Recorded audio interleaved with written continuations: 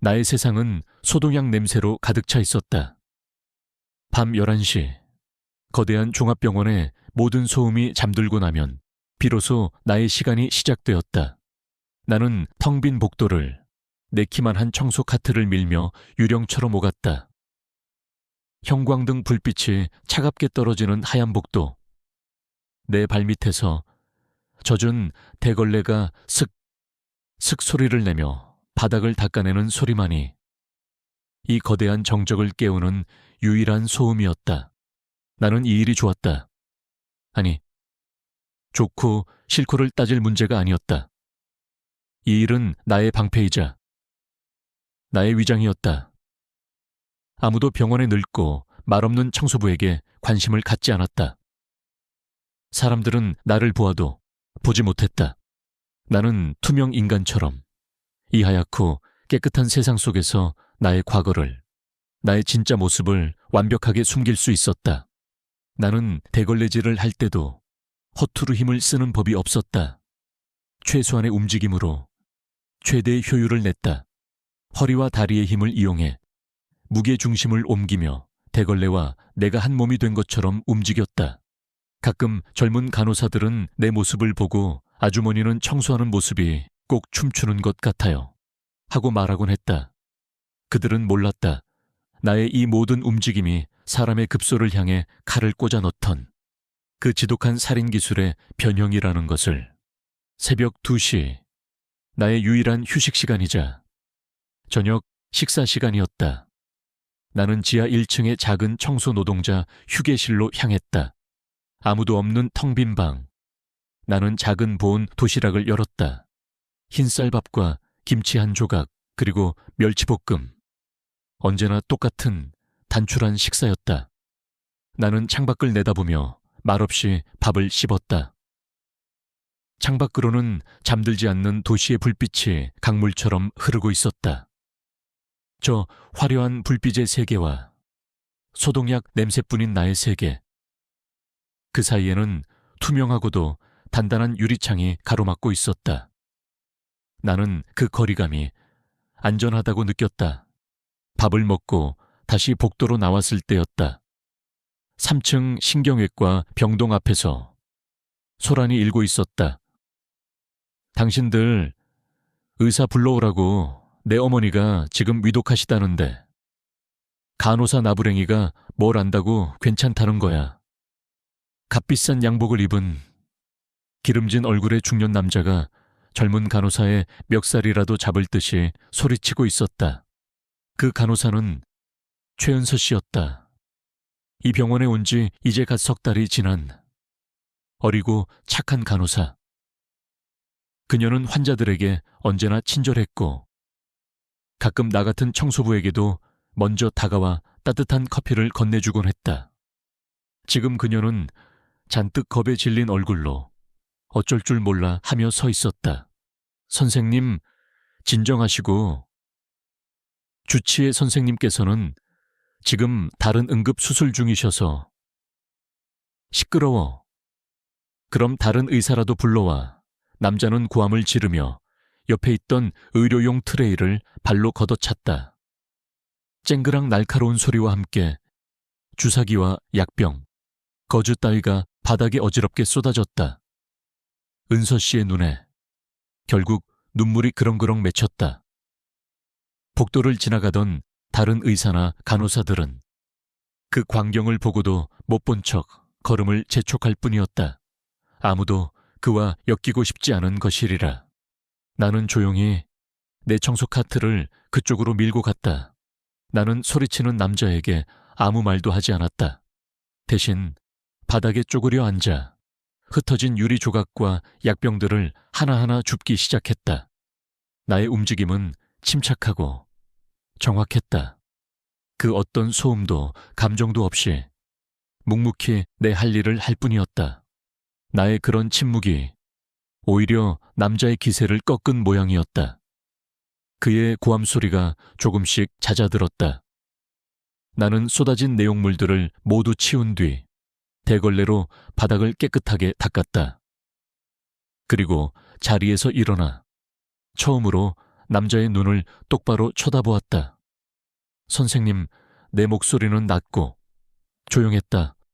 소란 피우시면 다른 환자분들께 방해가 됩니다. 병원은 조용히 해야 하는 곳입니다. 내 눈에는 분노도 두려움도 없었다. 그저 텅 비어 있었다. 남자는 내 눈빛에 담긴 그 정체모를 공허함에 순간적으로 압도당한 듯했다. 그는 뭐라고 더 소리치려다가 입만 벙긋거리고는 결국 씨발하고 욕설을 내뱉으며 돌아섰다. 소란이 끝나자 은서 씨가 내게 다가와 고개를 숙였다. 아주머니, 정말 감사합니다. 그녀의 목소리는 아직 떨리고 있었다. 아닙니다. 제 할 일을 했을 뿐입니다. 나는 짧게 대답하고 내 청소 카트를 밀며 다시 어두운 복도 속으로 사라졌다. 은서 씨의 그 고맙다는 눈빛이 어쩐지 조금은 부담스러웠다. 나는 누구의 관심도 받고 싶지 않았다. 그날의 근무가 모두 끝난 새벽 5시. 나는 지하의 탈의실로 향했다. 땀과 소독약 냄새에 젖은 작업복을 벗었다. 희미한 형광등 불빛 아래 거울에 비친 내 몸은 40대 여성의 몸이라고는 믿기지 않을 만큼 군데군데 날카로운 근육들이 자리 잡고 있었다. 그리고 왼쪽 쇄골 아래 길고 가는 흉터 하나가 지워지지 않는 과거의 낙인처럼 선명했다. 나는 사물함을 열었다. 그 안에는 나의 몇 가지 소지품이 군대식으로 각을 맞춰 정리되어 있었다. 그리고 그 구석에 손바닥만한 낡은 천 주머니 하나가 있었다. 나는 나도 모르게 그 주머니에 손을 뻗었다. 손가락 끝에 차갑고 딱딱한 금속의 감촉이 느껴졌다. 나는 그것을 꺼내보지 않았다. 하지만 그것이 무엇인지 나는 너무나도 잘 알고 있었다. 나의 군번과 이름, 그리고 혈액형이 새겨진 군번줄, 그리고 그 뒷면에 나 자신도 잊고 싶었던 나의 옛 이름이 새겨져 있었다. 해역장미, 한때 대한민국에서 가장 위험한 작전에 투입되었던 707 특수임무여단의 전설적인 암살 요원, 나의 코드네임이었다. 나는 눈을 감았다. 귓게, 총성과 비명, 그리고 화약 냄새가 스쳐 지나가는 듯했다. 나는 서둘러 주머니에서 손을 떼고 사물함 문을 굳게 닫았다. 과거는 죽었다. 흑장미는 죽었다. 지금의 나는 그저 병원의 평범한 청소부, 장미연일 뿐이다. 나는 그렇게 나 자신에게 주문을 외웠다. 탈의실을 나와 병원의 정문을 나섰다. 동이 트기 전에 푸른 새벽 공기가 차가웠다. 나는 낡은 외투의 옷깃을 여미고 어둠이 차에 가시지 않은 도시의 익명 속으로 조용히 걸어 들어갔다. 나의 평화로운 위장은 아직 완벽하다고 나는 그렇게 믿고 있었다. 시발 병원 냄새는 언제 맡아도 역겨웠다. 소독약 냄새와 죽음의 냄새가 뒤섞인 이 공간. 나는 지금 우리 흑곰파의 보스 황 회장님이 입원한 대학병원 VIP 병동의 특실을 지키고 있었다. 일주일 전 라이벌 조직인 독사파 놈들의 칼에 옆구리를 찔리신 형님은 아직도 침대에서 신음하고 계셨다. 나는 창가에 서서 담배를 깊게 빨아들였다. 간호사가 들어와 금연 구역기라고 지랄했지만 나는 그녀의 눈을 한번 쏘아보는 것으로 대답을 대신했다. 그녀는 깨갱하며 물러났다. 그래야지. 이곳은 이제 병원이 아니었다. 우리 형님이 계신 곳, 즉 우리 흑곰파의 영역이었다. 의사 새끼들도 마찬가지였다. 처음에는 우리를 무시하는 듯한 눈빛을 보내더니 내가 복대서 놈의 멱살을 한번 잡고 우리 형님 머리카락 하나라도 잘못되면 내 놈 장기는 모조리 다 팔려나갈 줄 알아라고 속삭여준 뒤로는 모두가 내 앞에서 굽실거리기 바빴다. 특히 그 잘난 척하던 외과 과장, 김현수라는 놈. 이제는 하루에 3번씩 와서 형님의 상태를 보고하고 내 안색을 살폈다. 권력, 돈, 그것이 이 세상의 유일한 법칙이었다. 나는 그 법칙을 신봉했다. 하지만 지금 나는 불안했다. 형님이 저렇게 누워 계시니 조직의 아래 것들이 술렁이기 시작했다. 이럴 때일수록 내가 더 강하게, 더 잔인하게 보여야만 했다. 누구도 감히 우리 흑곰파를 얕보지 못하도록. 전무님, 식사하셔야죠. 부하놈 하나가 도시락을 내밀었다. 입맛 없어, 새끼야. 저리 치워. 나는 신경질적으로 소리쳤다. 스트레스 때문에 내 안에 미친 개가 울부짖고 있었다. 나는 누군가를 물어뜯고 피를 봐야만 직성이 풀리는 놈이었다. 나는 지금 그럴 상대가 필요했다. ngoike 이스타 조이 에운세요. 최은서 선생, 1301호 황 회장님, 항생제 주사 놓을 시간이야. 수간호사 선생님의 말에 간호사실의 모든 동료들이 나를 안타까운 눈으로 쳐다보았다. 1301호, 지금 우리 병동에서 가장 위험하고 가장 가기 싫은 곳, 그곳은 조폭들의 소굴이 되어 있었다. 나는 애써 웃으며 대답했다. 네, 선생님, 제가 가겠습니다. 신입인 내가 거절할 수 있는 입장이 아니었다. 나는 주사기와 약병을 준비했다. 손이 미세하게 떨리는 것을 동료들이 눈치채지 못하도록 애써 감췄다. 나는 간호사다. 환자가 누구든 나는 나의 일을 해야만 했다. 그것이 나의 사명이고 나의 자부심이었다. 나는 깊게 심호흡을 하고 1301호를 향해 걸어갔다. 복되는 검은 양복을 입은 남자들이 마치 저승사자처럼 버티고 서 있었다. 그들은 담배를 피우고 시끄럽게 떠들며 지나가는 다른 환자나 보호자들을 위협적인 눈으로 쳐다보았다. 그때 복도 저편에서 익숙한 모습이 보였다. 청소 카트를 밀며 묵묵히 바닥을 닦고 있는 장미연 아주머니. 그녀는 이 병원의 야간 청소부였다. 언제나 말이 없고 표정이 없었지만 나는 그녀에게서 이상한 동질감과 편안함을 느끼곤 했다. 내가 그녀 옆을 지나갈 때였다. 힘내요. 최 선생, 그녀가 나를 보며 나지막이 말했다. 그녀가 내게 먼저 말을 건 것은 처음이었다. 네, 네. 아주머니, 감사합니다. 나는 놀라서 대답했다. 그녀의 짧은 한마디에 신기하게도 떨리던 마음이 조금은 진정되는 듯했다. 나는 그녀에게 고마움의 미소를 지어 보이고 결심을 굳힌 채 찬성 1호의 문을 열었다. 방 안은 담배 연기와 값비싼 향수 냄새, 그리고 긴장감으로 가득했다. 침대에 누워있는 환자와 그를 지키는 여러 명의 조폭들. 나는 애써 그들을 무시하고 침대 옆으로 다가갔다. 황 회장님, 주사 맞으실 시간입니다. 팔 좀 걷어주시겠어요? 나는 최대한 상냥하고 전문적인 목소리로 말했다. 침대에 누워있던 남자가 고통스러운 듯 신음하며 나를 노려보았다. 그리고 그의 옆에 서 있던 험상궂은 인상의 남자, 바로 미친 개라고 불리는 마동철이었다. 그가 내게 말했다. 야, 살살 놔. 우리 형님 아프게 하면 내 손모가지 잘라버릴 줄 알아. 네. 알겠습니다.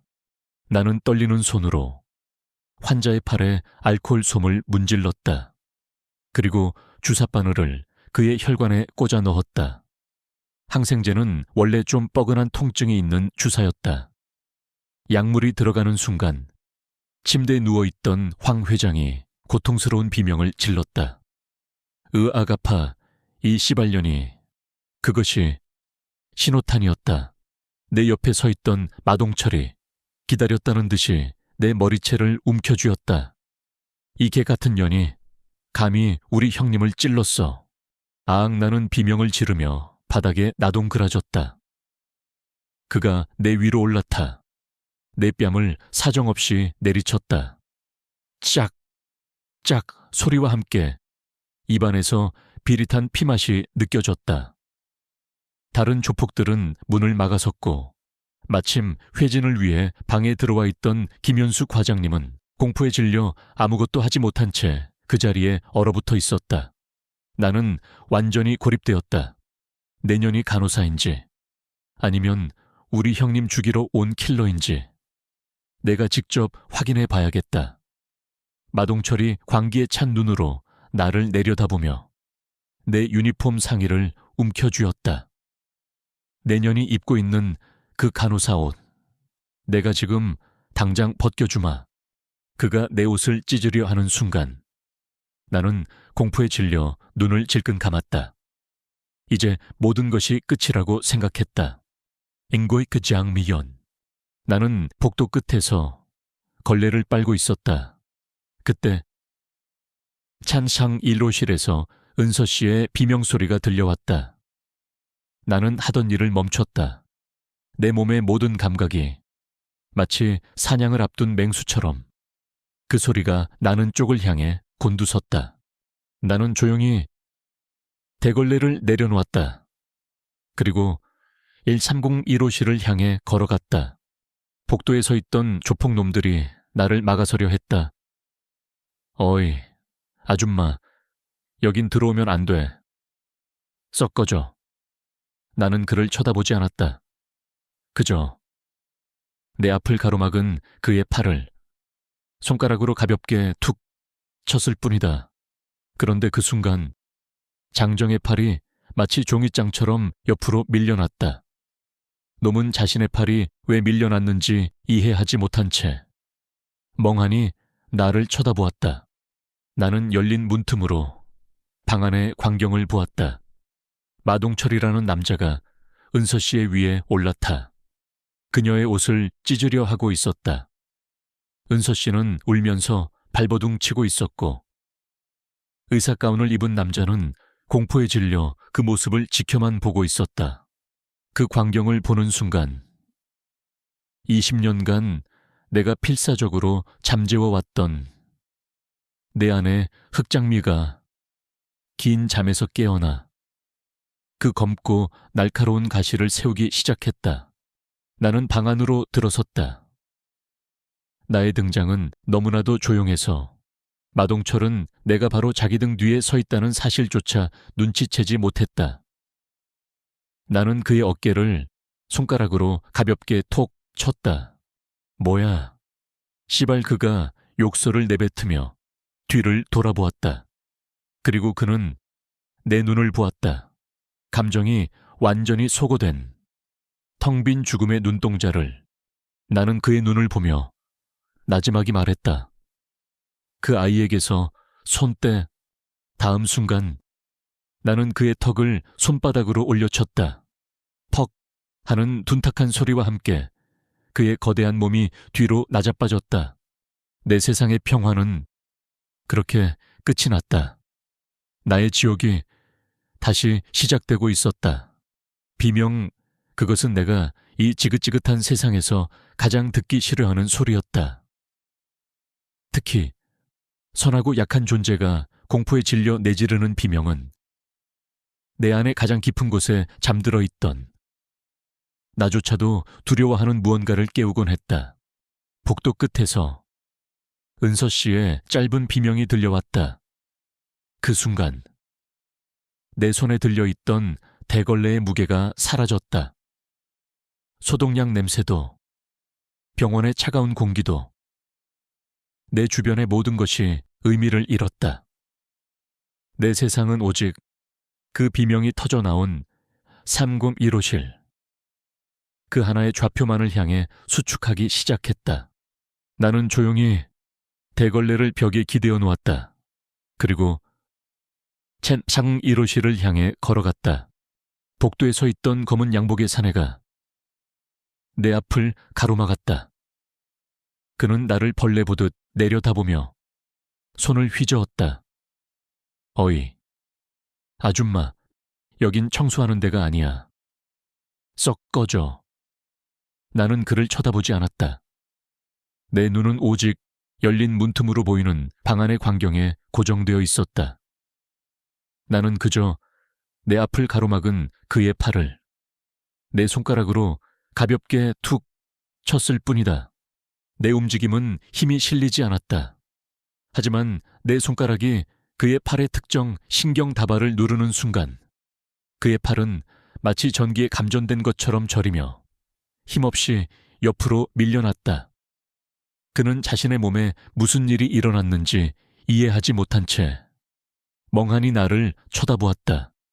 나는 그를 스쳐 지나 방 안으로 들어섰다. 그리고 나는 보았다. 마동철이라는 남자가 어린 양처럼 떨고 있는 은서 씨의 위에 올라타 그녀의 하얀 유니폼을 찢으려 하고 있었다. 은서 씨의 눈에는 눈물과 함께 모든 것을 포기한 듯한 깊은 절망이 담겨 있었다. 그리고 방 한쪽에서는 의사 가운을 입은 남자가 공포에 질려 그 모습을 지켜만 보고 있었다. 방관. 그것은 때로 폭력보다 더 잔인한 죄악이었다. 그 광경을 보는 순간 내 머릿속에서 이성을 지배하던 마지막 퓨즈가 툭 하고 끊어졌다. 20년간 내가 필사적으로 잠재워왔던 내 안의 흑장미가 기나긴 동면에서 깨어나 그 검고 날카로운 가시를 세우기 시작했다. 세상의 모든 소리가 느려졌다.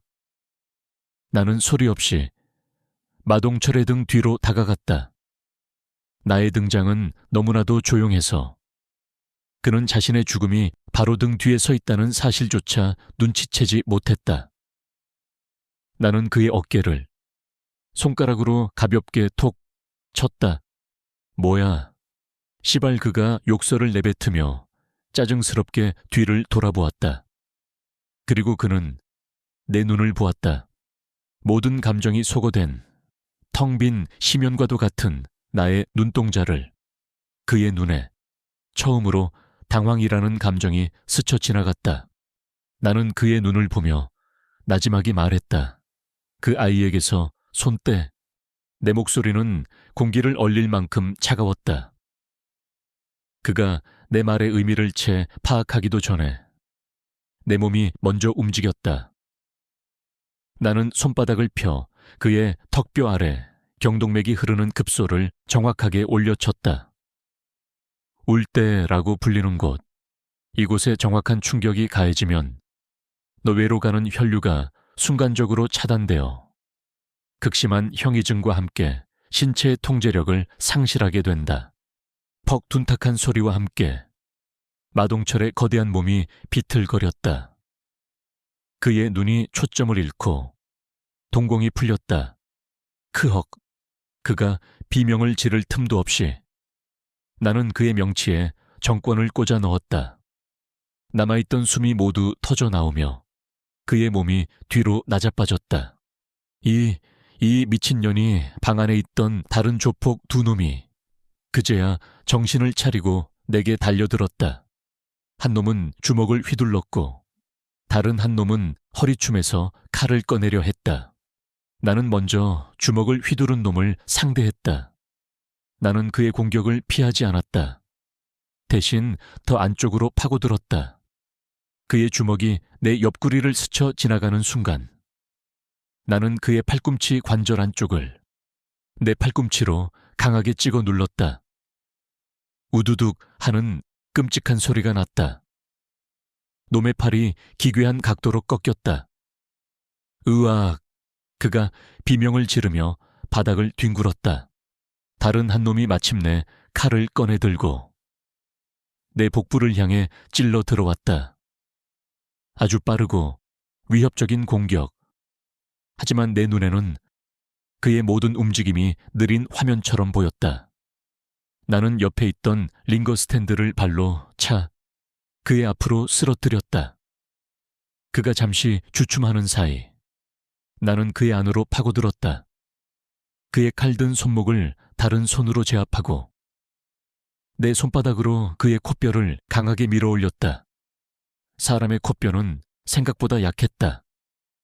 강한 충격이 가해지면 뇌에까지 충격이 전해져 순간적으로 모든 것을 잊게 만든다. 놈의 눈이 뒤집히며 그 자리에서 의식을 잃고 쓰러졌다.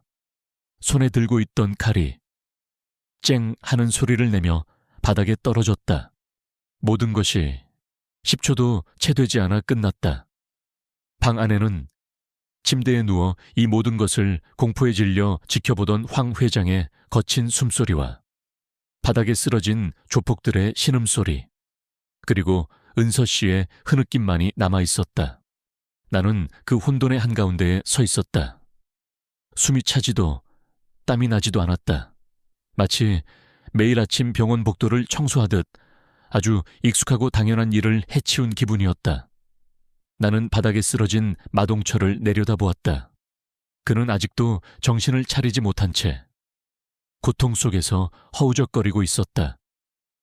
나는 그의 곁에 쪼그려 앉았다. 그리고 그의 귓게 오직 그만이 들을 수 있는 목소리로 속삭였다. 나는 여자의 옷을 함부로 벗기려는 놈들을 아주 싫어하거든. 나는 자리에서 일어났다. 그리고 방 안의 다른 사람들을 둘러보았다. 침대 위에 황 회장은 공포에 질려 이불을 목까지 뒤집어 쓴 채 나를 괴물 보듯 보고 있었다. 의사 가운을 입은 김현수 과장은 벽에 등을 기댄 채 다리를 후들후들 떨고 있었다. 그의 잘생긴 얼굴은 이제 하얗게 질려 있었다. 그의 눈에는 자신이 평소 무시하던 병원 청소부가 아니라 이해할 수 없는 재앙을 마주한 인간의 원초적인 공포가 담겨 있었다. 그리고 은서 씨, 그녀는 구석에 웅크린 채 두려움과 고마움이 뒤섞인 눈으로 나를 바라보고 있었다. 그녀에게 나는 자신을 구해준 은인이자 동시에 자신이 알지 못하는 무서운 비밀을 가진 낯선 존재가 되어버렸다. 나는 그 모든 시선을 뒤로 하고 방 한쪽 구석, 천장 모서리에 달려있는 작은 도명 CCTV를 올려다보았다. 그 검은 렌즈가 마치 신의 눈처럼 이 모든 광경을 묵묵히 기록하고 있었을 터였다. 나는 그것을 알고 있었다. 내 몸이 움직이기 시작했을 때부터 나는 저 카메라의 존재를 단 한순간도 잊은 적이 없었다. 나는 떨고 있는 은서 씨에게 다가갔다. 내 안에 흑장미는 다시 깊은 잠 속으로 들어가고 나는 다시 병원의 평범한 청소부 장미연이 되었다. 나는 무릎을 굽혀 그녀와 눈을 맞추고 내 거친 손으로 그녀의 어깨를 감쌌다. 괜찮아요. 최 선생. 내 목소리는 이제 다시 평소의 조용한 톤으로 돌아와 있었다. 이제 다 끝났어요. 바로 그때 복도 저편에서 수많은 발소리와 함께 병원 보안 요원들이 달려오는 소리가 들려왔다. 나의 평화로운 위장은 그렇게 끝이 났다. 나는 내가 저지른 일의 결과를 담담하게 마주할 준비를 했다. 병원 복도의 소독약 냄새 대신 이제 나의 세상은 경찰서 취조실의 눅눅한 곰팡이 냄새와 싸구려 커피 냄새로 채워졌다. 차가운 소의 의자에 앉아 나는 정면의 탁자를 그리고 그 너머의 탁한 거울을 무표정하게 응시했다. 그날 밤 이후 나는 병원 청소부 장미연에서 특수폭행 혐의 피의자 장미연이 되어 있었다. 병원 보안 요원들이 도착하고 이내 경찰들이 들이닥쳤다. 나는 어떤 저항도 변명도 하지 않았다. 그저 묵묵히 내 손목에 차가운 수갑이 채워지는 것을 받아들였다. 경찰차에 올라타 병원을 빠져나오는 동안 나는 창밖으로 나를 경악과 공포의 눈으로 쳐다보는 동료들의 얼굴을 보았다. 은서 씨는 울고 있었다. 나는 그녀와 눈을 마주치지 않았다. 경찰서에서의 첫 번째 조사는 거칠고 또 무례했다. 이름, 주민등록번호, 주소, 나이 든 형사 하나가 서류에 코를 박은 채 물었다. 나는 기계적으로 대답했다. 장미연 씨, 직업이 병원 청소부라고 하. 웃기지 마쇼. 젊은 형사가 책상을 쾅 내리치며 소리쳤다. 당신 솔직히 말해. 조폭이지 아니면 무슨 특수훈련이라도 받았어. 어떻게 여자가. 그것도 당신 같은 비리비리한 아줌마가 장정셋을 10초 만에 병신으로 만들어놔 말해. 나는 침묵했다. 내가 무엇을 말할 수 있겠는가. 저는 한때 7207 특임대 소속이었고 당신이 상상도 못할 살인 기술들을 훈련받았습니다 라고 말해야 하나. 나의 침묵에 젊은 형사는 더욱 분노했다. 이 아줌마가 끝까지 좋아. CCTV 영상이나 다시 한번 볼까? 그는 노트북을 돌려 나에게 화면을 보여주었다. 화면 속에서는 며칠 전에 내가 유령처럼 움직이며 남자들을 쓰러뜨리고 있었다. 내가 봐도 그 모습은 평범한 청소부의 그것이 아니었다. 자, 봤지? 이건 명백한 폭행이야. 정당방위 웃기지 말라 그래. 그쪽에서 먼저 옷을 좀 잡아당긴 건 맞지만 그렇다고 사람 팔을 부러뜨리고 콧뼈를 주저앉히는 게 정당방위야, 당신. 이거 특수폭행으로 들어가면 징역 5년 이상이야. 알아. 그때 나이 든 형사가 그를 제지하며 내게 회유하듯 말했다. 아주머니, 우리도 다 압니다. 그 마동철이라는 놈이 쓰레기라는 거. 그놈들이 먼저 시비를 걸었고 간호사를 위협한 것도 사실이겠지요. 그러니 아주머니도 억울한 점이 있다면 솔직하게 다 털어놓으세요. 왜 그랬는지, 어떻게 그런 기술을 쓸 수 있는지 설명해 주시면 우리도 위에서 정상 참작을 건의해 볼 수 있습니다. 그의 말은 합리적으로 들렸다. 하지만 나는 그의 눈에서 진실을 알고 싶어 하는 호기심이 아닌 이 귀찮고 복잡한 사건을 빨리 종결시키고 싶어 하는 피로감을 보았다. 내가 만약 내 과거를 털어놓는다면 이 사건은 전직 특수요원의 과잉 방어 사건이라는 언론이 가장 좋아하는 자극적인 먹잇감이 될 터였다. 나는 그것을 원치 않았다. 나는 그저 조용한 청소부 장미연으로 남고 싶었다. 나는 다시 입을 닫았다. 내 완고한 침묵에 두 형사는 결국 포기하고 자리에서 일어났다. 좋아. 그렇게 묵비권을 행사하시겠다 후회하지 마시오. 당신 변호사 올 때까지 여기서 콩밥이나 드시고 계시오. 나는 다시 혼자가 되었다. 다음으로 나를 찾아온 것은 병원의 원무과장과 변호사였다. 나는 그들이 나를 돕기 위해 왔을 것이라 잠시나마 기대했다. 하지만 그 기대는 원무과장의 첫마디에 산산조각이 났다. 장미연 씨, 병원에서는 이번 일에 대해 깊은 유감을 표하는 바입니다. 그는 유감이라는 단어를 썼지만 그의 표정은 나를 향한 원망으로 가득했다. 장미연 씨의 돌발 행동으로 인해 우리 병원은 지금 막대한 피해를 보고 있습니다. 언론의 관심이 집중되고 있고 병원의 명예는 실추되었습니다. 무엇보다 VIP 병동의 큰 손님인 황 회장 측에서 병원의 미흡한 보안 조치에 대해 법적 책임을 묻겠다고 합니다. 그는 나를 병원을 위기에서 구한 영웅이 아니라 병원에 피해를 입힌 골칫덩어리로 취급하고 있었다. 따라서 병원의 공식 입장이 정해졌습니다. 장미연 씨는 오늘부로 직위 해제되며 추후 징계위원회를 통해 정식으로 해고될 것입니다.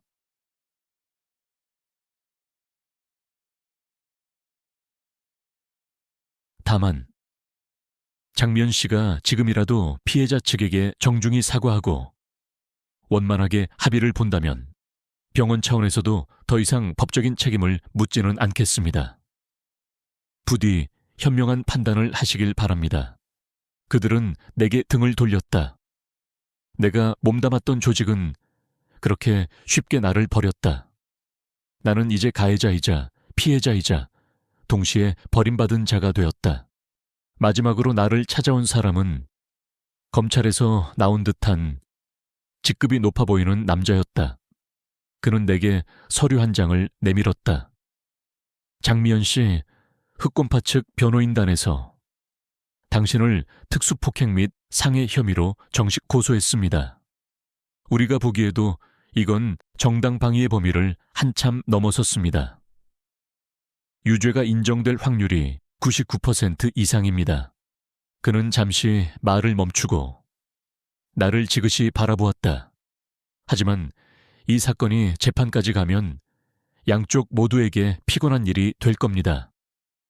언론도 시끄러워질 테고, 그러니 조용히 끝냅시다. 그가 내민 것은 일종의 거래 제안이었다. 당신이 쌍방폭행 혐의를 인정하고 마동철 외 2인의 치료비 전액을 보상하는 조건으로 합의한다면 검찰 측에서도 당신을 집행유예로 기소유예 처분해 줄 수 있도록 힘써보겠소. 48시간 주겠습니다. 그때까지 결정하지 못하면 우리는 원칙대로 당신을 정식으로 구속 기소할 수밖에 없습니다. 나는 기가 막혀 웃음이 나왔다. 나는 폭행을 당하던 어린 간호사를 구했다. 모든 증거는 CCTV에 남아있다. 하지만 내가 지금 마주한 이 시스템이라는 괴물은 진실에는 아무런 관심이 없었다. 그들은 그저 힘 있는 자의 편에 서서 이 모든 것을 가장 손쉽게, 가장 조용하게 묻어버리기를 원하고 있었다. 그러기 위해 가해자인 내게 피해자의 치료비를 물어주고 나의 정당한 행동을 쌍방폭행이라는 이름으로 더럽히라고 강요하고 있었다. 나는 깨달았다. 내가 20년 전 떠나온 그 지옥과 지금 내가 있는 이곳은 본질적으로 다르지 않다는 것을, 그곳이 총과 칼로 약자를 억압하는 곳이었다면 이곳은 법과 권력이라는 더 교묘한 무기로 약자를 짓밟는 곳일 뿐이었다. 내가 그토록 원했던 깨끗하고 평화로운 세상은 어디에도 존재하지 않았다. 나는 고개를 들어 나를 신문하던 남자와 그 뒤에 탁한 거울을 바라보았다. 거울 속에는 지치고 초라한 중년의 여자가 나를 보고 있었다. 하지만 그 여자의 눈은 더 이상 흔들리지 않았다. 그 눈에는 모든 것을 체념한 자의 평온함과 함께 결코 굽히지 않겠다는 차가운 불꽃이 아주 희미하게 타오르고 있었다. 나는 대답 대신 다시 입을 닫았다. 좋다. 어디 한번 해보자. 나의 침묵이 나의 유일한 저항이다. 나는 이 더러운 거래에 응하는 대신 차라리 당신들이 만든 그 법의 심판대 위에 내 모든 것을 걸고 당당하게 서겠다. 48시간, 나의 운명을 결정할 시간이 그렇게 흘러가기 시작했다. 나는 잠을 잘 수 없었다. 지난 이틀 동안 그날의 광경이 마치 고장난 필름처럼 머릿속에서 반복 재생되었다. 마동철이라는 조폭의 광기, 어린 얼굴, 공포에 질려 울부짖던 최은서 간호사. 그리고 그 모든 것을 단 10초 만에 정리해버린 병원의 청소부 장미연. 나는 부끄러웠다. 의사로서 나는 내 동료인 간호사 한 명을 지켜주지 못했다. 한 인간으로서 나는 폭력 앞에서 아무것도 하지 못하고 얼어붙어 버렸다.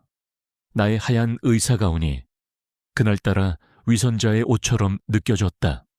하지만 나를 더 괴롭히는 것은 부끄러움보다 더 큰 지적인 혼란이었다. 나는 외과 의사다. 나는 인체의 구조와 힘의 작용, 그리고 운동 역학에 대해 누구보다 잘 안다. 그날 밤 나는 병원 보안실에 부탁해 그날 복도의 CCTV 영상을 내 개인 컴퓨터로 전송받았다. 그리고 내 서재에 대형 모니터를 통해 그 영상을 수십 번, 수백 번 돌려보았다. 프레임을 끊어서 느린 화면으로 나는 그녀의 움직임을 분석하기 시작했다. 그리고 보면 볼수록 온몸에 소름이 돋았다. 그것은 분노에 찬 막싸움이 아니었다. 그것은 예술에 가까운 완벽하게 계산된 인체 파괴술이었다. 첫 번째, 마동철을 쓰러뜨린 턱을 향한 손바닥 공격. 그것은 단순한 가격이 아니었다. 정확히 턱뼈 아래 경동맥동을 향한 충격이었다. 이곳에 압력이 가해지면 혈압을 조절하는 신경이 교란되어 상대는 순간적으로 뇌에 산소 공급이 부족해지며 정신을 잃는다. 살인 기술이 아니라 상대를 가장 효율적으로 무력화시키는 기술. 두 번째, 주먹을 휘두른 조폭의 팔꿈치를 꺾은 동작. 그녀는 상대의 힘을 거스르지 않았다. 오히려 그 힘을 이용해 인체에서 가장 취약한 관절 부위를 역방향으로 비틀었다. 최소한의 힘으로 최대한의 고통과 무력화를 이끌어낸 것이다. 세 번째, 칼을 든 놈을 상대할 때 그녀는 화병으로 손을 내리쳤다. 하지만 자세히 보니 그녀가 노린 것은 손등의 뼈가 아니었다. 손목과 손등이 이어지는 수많은 신경과 인대가 모여있는 척골신경 부위였다. 이곳을 강타당하면 인간은 반사적으로 손에 쥔 모든 것을 놓치게 되어 있다. 모든 것이 마치 잘 짜인 교본처럼 완벽하게 정확했다. 나는 의학 서적을 뒤져 그녀가 사용한 기술들이 군대의 특수부대에서 가르치는 근접 전투 기술 CQC와 거의 일치한다는 사실을 발견했다. 장미연, 그저 늙고 말없고 가난한 병원 청소부. 그녀는 대체 누구인가? 나는 그녀에게 청소나 제대로 하라고 퉁명스럽게 말했던 내 자신을 떠올렸다. 그녀의 초라한 행색과 낮은 지위만을 보고 그녀라는 인간의 본질을 완벽하게 무시했던 나의 오만함. 나는 견딜 수 없는 자기 혐오에 휩싸였다. 나는 경찰서에 전화를 걸어 그날의 사건에 대해 내가 목격한 것을 추가로 진술하겠다고 요청했다. 나는 더 이상 방관자가 될 수 없었다. 고이크찬 사트롱 파르종구. 골치가 아팠다. 정말 미치고 팔짝 뛸 노릇이었다. 병원 청소부와 조폭의 패싸움. 처음에는 단순 폭행 사건인 줄 알았다. 그런데 조폭놈들은 국내 최대 로펌을 고용해 청소부 아줌마를 특수폭행으로 고소했다. 병원 측은 자기네들 명예가 실추되었다며 청소부를 해고하고 모든 책임을 떠넘기려 하고 있었다. 검찰에서는 빨리 사건을 쌍방폭행으로 종결시켜서 언론에 알려지기 전에 조용히 덮으라고 압력을 넣고 있었다. 그런데 문제는 그 청소부 아줌마, 장미연이라는 여자가 입을 꾹 다물고 있다는 것이었다. 그녀는 유치장에서 밥도 제대로 먹지 않고 그저 멍하니 벽만 바라보고 있었다. 그녀는 변호사도 거부했다. 마치 세상 모든 것을 포기한 사람처럼 그녀의 눈빛이 마음에 걸렸다. 그 눈은 범죄자의 눈이 아니었다. 너무나도 깊고 슬퍼서 오히려 내가 그 눈을 마주하기 두려울 정도였다. 약속된 48시간이 거의 다 되어가고 있었다. 나는 결국 검찰의 지시대로 그녀를 구속 기소하는 서류에 서명할 준비를 하고 있었다. 바로 그때 내 집무실 문이 열렸다. 검은색 정장을 완벽하게 차려입은 한 남자가 들어왔다. 그의 뒤로는 똑같은 복장의 남자 2명이 서 있었다. 그의 걸음거리는 소리가 없었지만 그에게서는 평범한 사람에게서는 느껴지지 않는 서늘하고 압도적인 기운이 뿜어져 나왔다. 누구신데 함부로 서장실에 들어오시는 겁니까? 내가 소리쳤다. 남자는 나에게 대답하는 대신 품 안에서 작은 수첩을 꺼내 내 책상 위에 올려놓았다. 국가정보원의 로고가 선명하게 박혀있는 신분증이었다. 내 심장이 철렁 내려앉았다. 국가정보원 대테러 분석팀 박선우 실장입니다. 그가 나지막이 말했다. 피의자 장미연에 대한 모든 신문 절차를 중지하고 관련 서류 일체를 저에게 인계하십시오. 지금부터 이 사건은 저희가 직접 관할합니다. 네, 아니, 아무리 국정원이라도 이건 저희 경찰 관할 사건입니다. 이렇게 일방적으로 내가 당황해서 말을 더듬었다. 그는 내 말을 잘랐다. 그리고 그의 눈빛은 마치 나를 한심한 벌레처럼 쳐다보는 듯했다. 그는 가방에서 얇은 서류철 하나를 꺼내 내 앞에 던졌다. 서류철의 붉은색 표지에는 이렇게 적혀 있었다. 1급 기밀문서 인물 파일. 이걸 보시면 제가 왜 왔는지 이해가 되실 겁니다. 나는 떨리는 손으로 서류철을 열었다. 그리고 나는 내 눈을 의심했다. 서류의 첫 장에는 20대 시절의 장미연의 증명사진이 붙어 있었다. 지금의 초라한 모습은 온데간데 없는 독수리처럼 날카롭고 매서운 눈빛의 여전사. 이름 장미연 계급 상사 소속 대한민국 육군 특수전사령부 제7707 특수임무여단 흑장미팀. 그 아래로는 그녀의 복무 기록이 빼곡하게 적혀 있었다. 해외 분쟁 지역 인질 구출 작전, 적국 수뇌부 암살 작전, 대테러 진압 작전. 그녀가 참여한 작전들은 내가 영화에서나 보던 것들이었다. 그녀가 받은 훈장의 목록은 너무나도 길어서 다 읽을 수도 없었다. 그녀는 살아있는 전설, 국가가 만들어낸 최고의 인간 병기였다. 서류의 마지막 장에는 이렇게 적혀 있었다. 10년 전, 작전 중 부비트랩 폭발로 동료를 잃고 본인 역시 중상을 입음. 작전 후 극심한 외상 후 스트레스 장애 진단. 본인의 강력한 요청에 따라 명예 전역 조치. 전역 후 국가보훈처 특수관리대상 각급으로 지정. 신원 비공개를 원칙으로 국가적 차원에서 조용히 보호 및 관찰할 것. 나는 서류를 닫았다. 손이 사시나무 떨듯 떨렸다. 나는 지금 국가가 보호하는 살아있는 영웅을 일가의 조폭 깡패들과 똑같이 취급하며 유치장에 쳐넣고 범죄자 취급을 했던 것이다. 박선우 실장이 차가운 목소리로 말했다. 그녀는 10년 전 조국을 위해 자신의 모든 것을 바쳤습니다. 그리고 그 대가로 평범하고 조용한 삶을 원했습니다.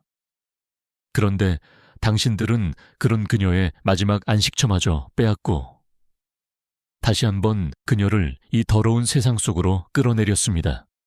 이 책임 감당하실 수 있겠습니까?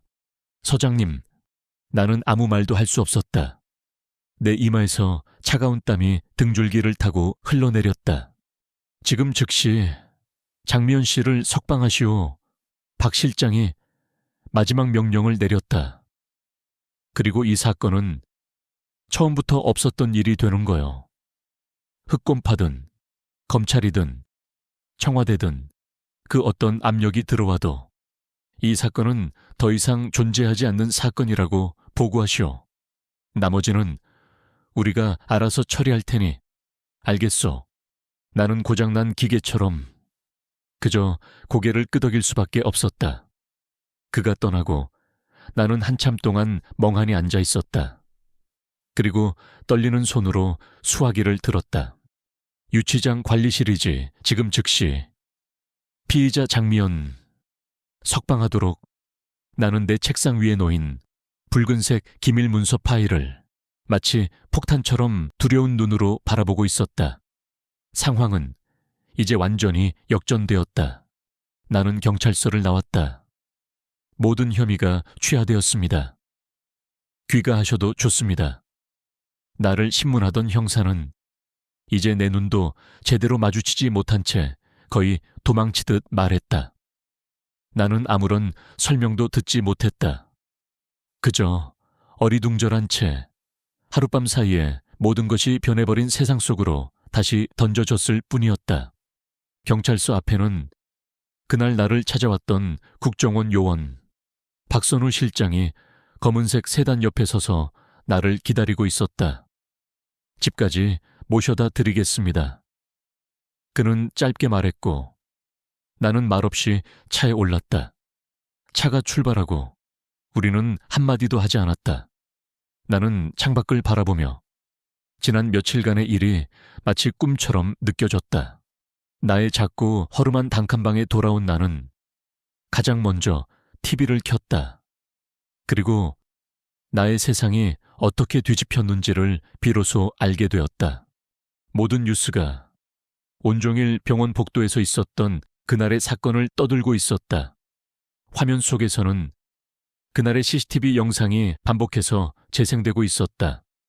나의 얼굴과 은서 씨의 얼굴은 모자이크 처리되어 있었지만 마동철과 그 일당의 추악한 얼굴은 적나라하게 드러나고 있었다. 영상과 함께 전문가들의 분석이 이어졌다. 한 무술 전문가는 이렇게 말했다. 영상 속 여성분의 움직임은 일반인의 그것이 아닙니다. 최소 10년 이상 특수훈련을 받은 전문가의 움직임입니다. 모든 동작이 군더더기 없이 상대의 급소를 정확하게 타격하고 있습니다. 이것은 분노에 의한 폭행이 아니라 완벽하게 통제된 제압 기술입니다. 뉴스 앵커는 격앙된 목소리로 말했다. 자신의 딸과도 같은 어린 간호사를 지키기 위해 괴물 같은 조폭들에게 맨몸으로 맞선 의로운 시민. 우리는 그녀를 소동약의 천사라고 부르고 싶습니다. 현재 경찰은 이 용감한 시민의 신원을 보호하고 있으며 그녀에게 폭행을 가한 흑곰파 조직에 대한 대대적인 수사에 착수했습니다. 이어서 화면은 흑곰파의 봉어지를 급습하는 경찰 특공대의 모습으로 바뀌었다. 마동철을 비롯한 조직원들이 줄줄이 수갑을 차고 끌려 나오는 모습이 생중계되고 있었다. 뉴스는 국정원에서 그들의 추가 범죄에 대한 결정적인 증거를 포착하여 경찰과 합동으로 이번 소탕 작전을 진행했다고 보도했다. 나는 멍하니 그 모든 광경을 지켜보았다. 나는 그저 은서 씨를 구하고 싶었을 뿐인데, 나는 그저 조용히 살고 싶었을 뿐인데, 세상은 나를 내가 원치 않는 영웅으로 만들고 있었다. 나는 기쁨이나 통쾌함 대신 다시 한번 거대한 소용돌이에 휘말리게 될지도 모른다는 깊은 피로감과 불안감을 느꼈다. 나는 TV를 껐다. 며칠 후 낯선 사람이 내 방문을 두드렸다. 문을 열자 그곳에는 병원의 외과 과장 김현수 선생이 서 있었다. 그의 손에는 값비싸 보이는 과일 바구니가 들려 있었다. 그의 얼굴에는 한때 나를 향해 짓던 그 오만함 대신 깊은 부끄러움과 죄책감이 서려 있었다. 나는 그를 안으로 들이지 않았다. 그는 문 밖에서 내게 깊이 허리를 숙였다. 죄송합니다. 그가 말했다. 그의 목소리는 떨리고 있었다. 저는 의사로서 제 눈앞에서 벌어지는 폭력을 외면했고 제 동료를 지켜주지 못했습니다. 그리고 선생님 같은 분을 제 하찮은 편견으로 판단하고 무시했습니다. 그날 경찰 조사에서도 저는 선생님께 불리한 증언을 했습니다. 정말 면목이 없습니다. 선생님, 그가 나를 아주머니가 아닌 선생님이라고 불렀다. 저는 의사로서 그리고 한 인간으로서 정말 부끄럽습니다. 진심으로 사죄드립니다. 나는 그의 사과를 말없이 들었다. 나는 그를 용서한다고도 용서하지 않는다고도 말하지 않았다. 그저 문을 닫으려 할 뿐이었다. 잠시만요. 그가 다급하게 나를 불렀다. 이건 제 사죄의 마음입니다. 받아주십시오. 그가 과일 바구니를 내밀었다. 그리고 병원에서는 선생님을 부당하게 해고한 것에 대해 공식적으로 사과하고 복직을 요청하고 싶어 합니다. 원하신다면 더 좋은 조건의 다른 부서로 됐습니다. 나는 그의 말을 잘랐다. 저는 더 이상 그 병원으로 돌아가지 않을 겁니다.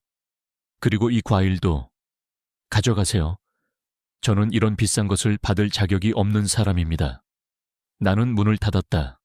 문 너머에서 그가 한참 동안 서 있다가 무거운 한숨과 함께 돌아가는 소리가 들렸다. 나는 혼자가 되었다. 하지만 외롭지는 않았다. 최은서 간호사, 그 착한 아이가 매일같이 나를 찾아왔다. 그녀는 내가 병원에서 쫓겨나 갈 곳이 없을까봐 자신의 작은 자취방을 함께 쓰자고 제안하기도 했다. 그녀는 나에게 음식을 가져다 주고 말동무가 되어주며 나를 영웅이나 괴물이 아닌 그저 미연 언니로 대해주었다.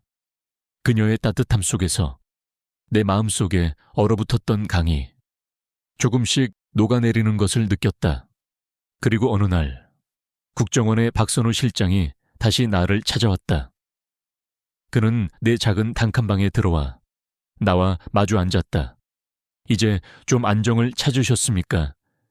장미연 상사님. 그는 여전히 나를 군대의 계급으로 불렀다. 저는 이제 상사가 아닙니다. 한번 해병은 영원한 해병이듯 한번 칠봉칠은 영원한 칠봉칠입니다. 그리고 조국은 아직 당신을 필요로 합니다. 그의 말에 나는 고개를 저었다. 저는 이제 사람을 해치는 일은 하고 싶지 않습니다. 저는 그저 조용히 살고 싶을 뿐입니다. 알고 있습니다. 그가 말했다. 전투를 하라는 것이 아닙니다. 다만 당신의 그 귀한 경험과 기술을 이 나라를 지킬 새로운 후배들에게 가르쳐 주셨으면 합니다. 그가 내민 것은 국정원 특수훈련교관 임명장이었다. 여성 요원들을 대상으로 근접 전투 기술과 생존 기술을 가르치는 비전투 교관직이었다. 당신 같은 사람이 필요합니다. 실제 지옥을 경험해 본 사람. 그래서 어떻게 살아남아야 하는지를 아는 사람. 당신의 그 기술이 앞으로 수많은 우리 요원들의 목숨을 구하게 될 겁니다. 나는 혼란스러웠다. 나는 내가 그토록 벗어나고 싶었던 과거의 세계로 다시 돌아가야 한단 말인가. 나는 대답하지 못했다. 박 실장은 서류를 내려놓고 생각할 시간을 주겠다며 돌아갔다. 그날 밤 나는 은서와 함께 한강변을 걷고 있었다. 언니, 은서가 나에게 물었다. 언니는 왜 그 힘든 특수부대 생활을 그만두고 병원 청소부가 된 거예요? 나는 강물 위로 반짝이는 도시의 불빛을 바라보며 처음으로 내 마음속 이야기를 아주 조금 꺼내놓았다. 나는 사람을 해치는 세상에 너무 오래 있었어. 내 목소리가 바람에 흩어졌다. 너무 많은 피와 너무 많은 죽음을 봤지. 그러다 보니 내 손에 묻은 피가 영원히 씻기지 않을 것 같다는 생각이 들었어. 그래서 사람을 살리는 세상이 그리웠나 봐. 나는 병원을 떠올렸다. 병원이라는 곳은 매일같이 생명이 태어나고 또 죽어가는 곳이잖아. 그곳에서 나는 남들이 더럽다고 생각하는 것들을 닦아내면서 내 영혼에 묻은 핏자국도 함께 닦아낼 수 있을 거라고 생각했어. 일종의 나만의 속죄였던 셈이지. 내 말을 듣고 있던 은서가 조용히 내 손을 잡았다.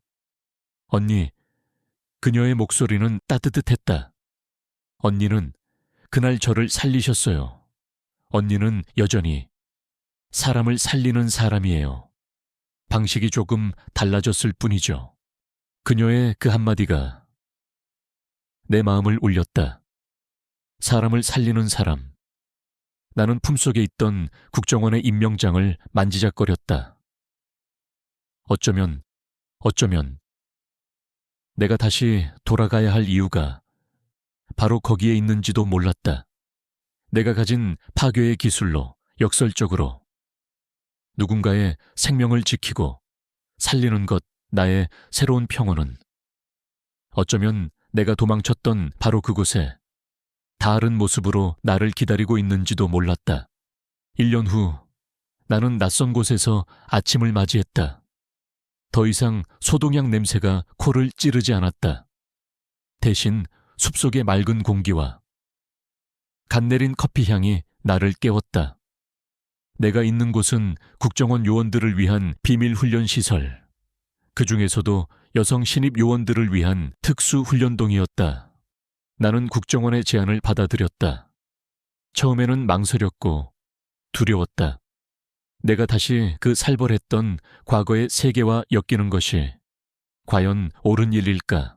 하지만 은서 씨의 그 한마디, 언니는 여전히 사람을 살리는 사람이라는 그 말이 내 마음을 움직였다.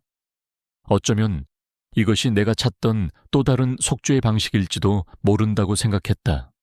나의 새로운 하루는 더 이상 대걸레질로 시작되지 않았다. 대신 나는 훈련장의 마루를 맨발로 걸으며 그날 가르칠 내용들을 머릿속으로 정리했다. 나는 더 이상 병원의 청소부 장미연도 707의 살인병기 흑장미도 아니었다. 나는 그저 장미연 교관이었다. 오늘 훈련은 나이프 디펜스 단검 방어술입니다. 나는 내 앞에 도열한 20명의 젊고 긴장한 여성 요원들을 바라보며 말했다. 그녀들은 대한민국 최고의 인재들이었지만 아직 실전의 공포를 모르는 온실 속의 화초와도 같았다. 훈련을 시작하기 전에 가장 중요한 원칙 하나를 말해주겠습니다. 나는 훈련용 단검을 들어보였다. 칼을 든 상대를 이기려고 생각하지 마십시오. 내 말에 요원들의 눈이 동그래졌다. 여러분의 목표는 승리가 아닙니다. 생존입니다. 살아남아서 다음 임무를 완수하는 것. 그것이 진짜 승리입니다. 칼을 든 상대와 마주쳤을 때 여러분이 해야 할 첫 번째 행동은 기술을 쓰는 것이 아니라 주변의 지형지물을 이용해 거리를 벌리고 소리를 질러 도움을 요청하고 도망칠 기회를 만드는 것입니다. 나는 내 경험을 이야기했다. 물론 나의 과거를 직접적으로 드러내지는 않았다. 대부분의 공격자들은 상대의 공포를 먹고 삽니다. 여러분이 당황하고 두려워하는 모습을 보이는 순간 그들은 더욱 대담해집니다. 반대로 여러분이 침착함을 유지하고 예상 밖의 저항을 한다면 그들 역시 당황하게 되어 있습니다. 심리전에서 지지 않는 것, 그것이 방어의 시작입니다. 나는 그들에게 기본적인 방어 자세와 상대의 공격을 흘려보내는 법, 그리고 급소를 공격하여 탈출할 시간을 버는 법을 가르쳤다. 나의 시범은 군더더기가 없었고 나의 설명은 간결했다. 나는 그저 기술을 가르치는 것이 아니었다. 나는 그들에게 내가 피로 배웠던 생존의 철학을 가르치고 있었다. 훈련이 끝나고 나는 요원 한 명을 따로 불렀다. 이수진 요원, 훈련 내내 유독 몸이 굳어 있고 대련을 할 때마다 눈을 질끈 감던 아이였다. 수진 요원, 나는 텅 빈 훈련장에서 그녀와 마주 앉았다. 무엇이 두려운 겁니까? 그녀는 고개를 숙인 채 대답하지 못했다. 그녀의 어깨가 가늘게 떨리고 있었다. 나는 내 과거를 떠올렸다. 첫 임무에서 내 눈앞에서 동료가 쓰러져 가던 그날, 나 역시 그녀처럼 아무것도 하지 못한 채 얼어붙어 있었다. 나는 내 목소리를 최대한 부드럽게 만들었다. 나도 처음에는 무서웠어요. 손이 떨리고 숨이 막히고 머릿속이 하얘지는 기분. 지금 당신이 느끼는 그 공포, 나도 잘 압니다. 내 말에 그녀가 고개를 들었다. 그녀의 눈에 눈물이 고여 있었다. 저는 할 수 없을 것 같습니다. 저는 사람을 해칠 수가 없어요. 우리가 배우는 기술은 사람을 해치기 위한 것이 아닙니다. 나는 그녀의 손을 잡았다. 우리 자신을, 그리고 우리가 지켜야 할 사람들을 지키기 위해 배우는 겁니다. 당신의 그 약한 마음이 사실은 당신을 가장 강한 요원으로 만들어 줄 겁니다. 당신은 누구보다 생명의 소중함을 아는 사람이니까 나는 그녀를 일으켜 세웠다. 그리고 가장 기본적인 손목 방어술부터 다시 차근차근 가르쳐주기 시작했다. 상대의 힘에 맞서려 하지 마세요. 그 힘을 이용하는 겁니다. 물처럼, 바람처럼 가장 부드러운 것이 가장 강한 것을 이기는 법이니까요. 내 손 한때는 차가운 총을 쥐고 그 후에는 더러운 대걸레를 잡았던 그 손, 이제 그 손은 두려움에 떠는 한 젊은 후배의 손을 잡고 그녀에게 용기를 전해주고 있었다. 나는 몇 번이고 같은 동작을 반복해서 보여주고 그녀의 자세를 교정해 주었다. 그리고 마침내 그녀가 해냈다. 그녀는 더 이상 눈을 감지 않았다. 파트너가 그녀의 손목을 잡는 순간 그녀는 부드럽게 몸을 회전시켜 상대의 힘을 흘려보내고 그의 소나귀에서 유연하게 빠져나왔다. 그녀는 자신의 손을 믿을 수 없다는 듯 내려다보았다. 그리고 이내 그녀의 얼굴에 아주 작은 그러나 세상을 다 가진 듯한 자신감 넘치는 미소가 피어올랐다. 나는 그 미소를 보며 내 마음속의 마지막 응어리가 봄눈처럼 녹아내리는 것을 느꼈다. 나는 파괴의 기술로 한 사람의 영혼에 희망을 심어주었다. 나는 비로소 나의 새로운 임무를, 나의 새로운 평온을 찾았다. 훈련을 마친 요원들이 아까보다 훨씬 더 밝고 자신감 넘치는 얼굴로 서로 이야기를 나누며 훈련장을 빠져나가고 있었다.